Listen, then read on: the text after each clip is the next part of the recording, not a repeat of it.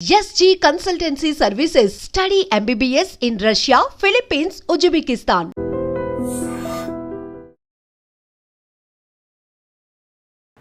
Welcome to I dream. నా పేరు Lumbini.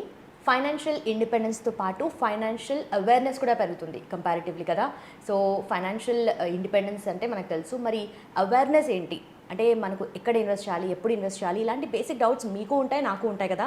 So ఇవన్నీ క్లారిఫై చేయడానికి మనతో పాటు AMFI registered mutual fund distributor ఉన్నారనమాట, పిఎస్ చంద్రశేఖర్ సార్. ఆయనతో మాట్లాడి ఇంకా డీటెయిల్స్ అన్ని క్లియర్గా తెలుసుకుందాం. Hello sir, how you? Hi అండి, how are you? I'm fine అండి. సార్, చాలా ఫ్యాక్టర్స్ వల్ల మార్కెట్ క్రాష్ అవుతుంది అని అంటూ ఉంటారు కదా. సో మార్కెట్ క్రాష్ అయ్యే ఆ టైంలో లంసమ్ అమౌంట్ ఇన్వెస్ట్ చేయాలి అనుకుంటే బెనిఫిషియలా, లేదంటే మనకి ఏదన్నా బ్యాక్ ఫైర్ అయ్యే ఛాన్సెస్ ఎక్కువ ఉంటాయా? లుంబిని గారు, మంచి క్వశ్చన్ అండి. నేను మిమ్మల్ని అడుగుతాను మేడం, మీ దగ్గర ఇప్పుడు ₹1 కోటి లేకపోతే 50 లక్షలు ఉంది మేడం. ఇప్పుడు మార్కెట్ పడుతుంది అంటే ఇవాళ పెరిగింది అనుకోండి, సీజ్ ఫైర్ అయింది కాబట్టి, వార్ సీజ్ ఫైర్ అయింది కాబట్టి మార్కెట్ పెరిగింది, లేకపోతే మార్కెట్ క్రాష్ అయ్యే ఛాన్సెస్ చాలా ఉన్నాయి. మీ దగ్గర 50 లక్షలు ఉన్నాయి, మీరు ఇన్వెస్ట్ చేస్తారా పడే మార్కెట్లో? చెప్పండి. జనరల్గా ఉండడమే కష్టం 50 లక్షలు, బట్ డెఫినెట్లీ అంత రిస్క్ తీసుకోలేము కదా. సో జనరల్గా ఏంటంటే మేడం, ఈరోజు మనం ఒక మార్కెట్ పడేటప్పుడు లంసమ్ ఇన్వెస్ట్మెంట్స్ చేయొచ్చా అనేది దాని మీద మాట్లాడదాము. దానివల్ల బెనిఫిట్స్ ఏంటి, రిస్క్లు ఏంటి అనేది మాట్లాడదాం. మనం డైరెక్ట్గా చేయొచ్చా చేయకూడదా అనకుండా బెనిఫిట్స్ ఏంటి, రిస్క్లు ఏంటి అని మాట్లాడుకుంటే ప్రతి ఒక్క ఇన్వెస్టర్ డిసైడ్ చేయగలుగుతారు వాళ్ళ డబ్బులు ఇన్వెస్ట్ చేయగలరా లేదని. ఇప్పుడు నేను అనుకోండి, నేను రిస్క్ తీసుకుంటానంటాను నేను. సో నేను లంసంగా ఇన్వెస్ట్ చేసేస్తాను, నాకు 20 సంవత్సరాలు అవసరం లేదు, నేను చేసేస్తాను. రైట్. ఒక్కొక్క మనిషి రిస్క్ టాలరెన్స్ బట్టి ఉంటుంది. సో ఇప్పుడు మనము బెనిఫిట్స్ మాట్లాడుకుందాం. Lump sum investment during market crash మాట్లాడు మేడం. ఇప్పుడు ఎప్పుడైతే మన మార్కెట్ పడుతూ ఉంటుందో, జనరల్గా మనం లంసమ్ కొనేటప్పుడు ఏమవుతుందంటే నంబర్ ఆఫ్ యూనిట్స్ చాలా ఎక్కువ వస్తాయి. అండ్ ఒక ఆపర్చునిటీ కదా, మార్కెట్ పడుతున్నప్పుడే కదా మనం కొనాలి. సో ఆపర్చునిటీ ఉంటుంది అక్కడ, మన నంబర్ ఆఫ్ యూనిట్స్ ఎక్కువ వస్తుంది, తక్కువ అనేవి కొంటాం మనం. That is first benefit. రెండోది మేడం, ఎప్పుడైతే మనం ఈ నంబర్ ఆఫ్ యూనిట్స్ ఎక్కువ కొంటామో మనం కాస్ట్ యావరేజింగ్ చేస్తూ ఉంటాం. అంటే మార్కెట్ రిటర్న్ మళ్ళీ రికవర్ అయ్యేటప్పుడు మన బెటర్ రిటర్న్స్ అనేది వస్తుంటుంది. This is second. తర్వాత ఎప్పుడైతే ఈ మార్కెట్ క్రాష్ ఉంటుందో మనం ఇమ్మీడియట్గా మార్కెట్ ఎక్స్పోజర్ తీసుకోగలుగుతున్నాం మనం. అవునా కదా? అంటే మనకు ఆపర్చునిటీ ఉన్నప్పుడు మన మార్కెట్ ఎక్స్పోజర్, మన డబ్బులు ఉన్నప్పుడు ఉంది కాబట్టి కొనేస్తున్నాం. ఎక్స్పోజర్ ఉంది, మనం తీసుకుంటాం. కానీ మన గోల్ 20 సంవత్సరాల తర్వాత ఉండాలి. షార్ట్ టర్మ్ అయితే కరెక్ట్ కాదు. రైట్. ఇప్పుడు ఇది బెనిఫిట్స్ మేడం. ఇప్పుడు మన రిస్క్ల గురించి మాట్లాడదాం మేడం. జనరల్గా ఈ మార్కెట్ క్రాష్ అయ్యేటప్పుడు ఏ ఇన్వెస్టర్కి టైం ఇవ్వదు, కొనడం కానీ అమ్మడం కానీ ఇవ్వదు. సో మార్కెట్ టైమింగ్ చేయడం చాలా కష్టం, ఇది ఒక రిస్క్. ఓకే. తర్వాత మార్కెట్ క్రాష్లో ఉండేటప్పుడు షార్ట్ టర్మ్ వాలటాలిటీ చాలా ఉంటుంది, పైకి కిందకి పైకి కిందకి, లేదా కిందకే వెళ్తుంటుంది. ఈ వాలటాలిటీ అనేది ఉంటుంది. ఇది రెండో రిస్క్.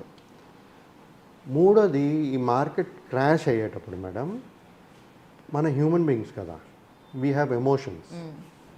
భయం క్రియేట్ అయిపోతుంది మనలో. మన గోల్ 20 సంవత్సరాల తర్వాత ఉన్నా సరే, ఆ మార్కెట్ క్రాష్లో మనకు ఆ భయం, అంటే మీరు పెట్టిన ఒక ₹100 పెట్టారనుకోండి, మార్కెట్ ₹20 చూపిస్తుంది ఆ రోజు, ఫియర్ క్రియేట్ అయిపోతుంది. ఆ ఎమోషనల్ డిసిషన్స్ బట్టి మనం అమ్మేస్తాం. Emotions third reason. ఇప్పుడు మేడం, ఇలాంటి సిచ్యువేషన్స్లో లంసమ్ బెటరా, ఎస్ఐపి బెటరా మాట్లాడదాం. నేనేమన్నాను, మార్కెట్ టైమింగ్ చేయలేము, మీరు చేయగలిస్తే వెల్ అండ్ గుడ్, చేయగలిస్తే వెల్ అండ్ గుడ్, మీకు రిటర్న్స్ వస్తుంది. బట్ మీరు ఇంకా మార్కెట్ పడుతుందని వెయిట్ చేశారనుకోండి, మీరు ఇన్వెస్ట్ చేయలేదు, లేదు ఇంకా అప్పుడు రికవరీ అయిపోయింది ఒకేసారి, ఆపర్చునిటీ లాస్ట్ అయిపోయింది. సో మీ డబ్బులు మీ దగ్గరే ఉంది, ఇంకా ఉపయోగం లేదు. సో ఇప్పుడు లంసమ్ వర్సెస్ ఎస్ఐపి ఏది బెటర్ ఇలాంటి మార్కెట్ క్రాష్ స్ట్రాటజీ? లంసమ్గా మేడం ఎప్పుడైనా సరే వేసేటప్పుడు మనకి లంసంగా ఎప్పుడైనా మార్కెట్ క్రాష్ లేదనుకోండి, లంసంగా పెట్టేటప్పుడు మనకి ఇమ్మీడియట్గా మనకి రిటర్న్స్ అనేది జనరేట్ అవుతుంటుంది, right? So in a longer period మనకి లంసమ్ ఎప్పుడూ బెటర్ రిటర్న్స్ ఇస్తుంది ఎస్ఐపి కంటే. ఓకే. అంటే ఎందుకంటే మనం ఒకేసారి 50 లక్షలు పెట్టేస్తున్నాం, ఫర్ ఎగ్జాంపుల్ చెప్తాను, నేను 50 లక్షలు ఇన్వెస్ట్ చేసేస్తున్నాం. అదే 50 లక్షలు మనం క్రియేట్ చేయడానికి ఎస్ఐపి రూపంగా కట్టుకుంటే వెళ్ళామని అనుకోండి, అంటే మనం ఏం చేస్తున్నాం యాక్చువల్గా, మనం ఇనిషియల్ ఇయర్స్లో మనం అమౌంట్ని కూడబెడుతున్నాం, రైట్? ఆ 50 లక్షలు కూడబెడుతున్నాం, అంటే అది మంత్లీ కడుతూ, సో మనకి రిటర్న్స్ అనేది తక్కువే ఉంటుంది కదా. 50 లక్షలు ఒకేసారి పెట్టినప్పుడు రిటర్న్స్ ఎక్కువ ఉంటుంది కదా, రైట్? మీకు అర్థమైందా మేడం నేను చెప్పింది? మనం కొంచెంగా పెడితే అది లంసం అవ్వడానికి చాలా టైం పడుతుంది. 50 లక్షలు అవ్వడానికి టైం పడుతుంది. సో ఇక్కడ ఏంటి, 50 లక్షలు పెట్టేస్తున్నా మనకు మంచి రిటర్న్స్ వస్తాయి, ప్రొవైడెడ్ మార్కెట్ క్రాష్ లేనప్పుడు. మంచి సిచ్యువేషన్స్ మీరు ఫీజిబిలిటీ ఉంది మనకి, ఇంకా ముందు పెరుగుతుంది అనుకున్నప్పుడు పెట్టుకోవాలి లంసమ్గా. ఇప్పుడు ఇంకో స్ట్రాటజీ చెప్తాను. ఒకవేళ మార్కెట్ క్రాష్ అయిపోతుంది, ఎస్ఐపి ఎలాగో ఉంది, సిస్టమేటిక్ ఇన్వెస్ట్మెంట్ ప్లాన్ పరంగా ఇన్వెస్ట్ చేసుకుంటూ వెళ్ళండి. లాంగ్ టర్మ్ అయితే అసలు ప్రాబ్లమే లేదు. ఎప్పుడైనా మార్కెట్ క్రాష్ అయితే ఒక 6 to 1 year వరకు ఆ వాలటైల్ మార్కెట్ ఉంటుంది. మళ్ళీ రికవరీ ఫేజ్ ఒక 2 to 3 years, 1 to 3 yearsలో మళ్ళీ రికవరీ ఫేజ్ అనేది వచ్చేస్తుంది. ఇంతవరకు హిస్టారికల్ డేటా చూసుకుంటే ఇలాగే జరుగుతుంది.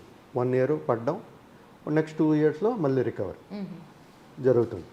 సో ఇలాన్నప్పుడు లంసమ్ మనం మాట్లాడుకున్నాం, రైట్? ఈ రిస్కులు బట్టి ఇన్వెస్టర్ డిసైడ్ అవ్వని లంసమ్గా తీసుకుంటారా లేకపోతే టైమింగ్ చేసి ఇన్వెస్ట్ చేస్తారా అని. ఇంకోటి ఏంటంటే స్ట్రాటజీ, 50 లక్షలు ఉంది, మనం డెప్ట్ ఫండ్లో పెడదాం.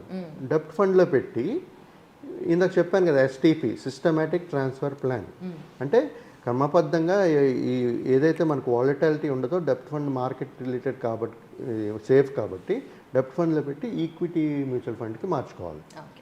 క్రమబద్ధంగా అదే మన డబ్బులు చేసుకోవాలి. This is another strategy similar to SIP. కాకపోతే ఇక్కడ డెప్ట్ ఫండ్లో పార్క్ చేస్తున్నాం. డెప్ట్ ఫండ్లో పార్క్ చేసేటప్పుడు ఏంటంటే మనకు 6 to 7-8% రిటర్న్స్ వస్తాయి.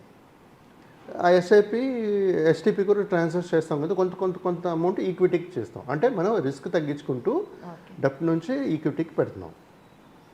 సో ప్రతి ఒక్కరు నేను చెప్పేది ఏంటంటే, ఇలాంటి మార్కెట్ క్రాష్లో ఇలాంటి స్ట్రాటజీస్ వాడుకుంటూ ఇన్వెస్ట్మెంట్స్ అనేది చేసుకోవాలి.